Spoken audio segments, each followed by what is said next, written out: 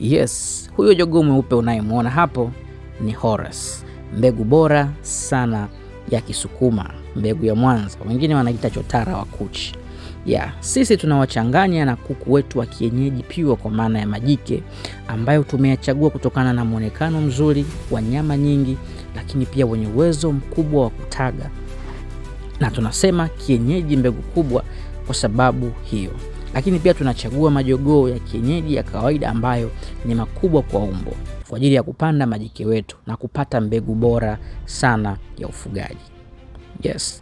Na mbegu kubwa tunamaanisha kwamba kuku anakuwa na muonekano mkubwa, anakuwa haraka. Lakini pia ili uweze kupata faida ya ufugaji, kuku wako inabidi atage mapema. Kwa hiyo tumewalea kama parent stock ili uweze kupata faida mapema ya ufugaji wako. Tunao vifaranga wa Malawi wa mwezi mmoja, tuna vifaranga wa kienyeji wa mwezi mmoja, lakini pia tunafuga broiler na wanapatikana kwa umri wa mwezi mmoja na wa siku moja. Karibu sana, tunapatikana Dar es Salaam, Bunju Mwisho Mingoe.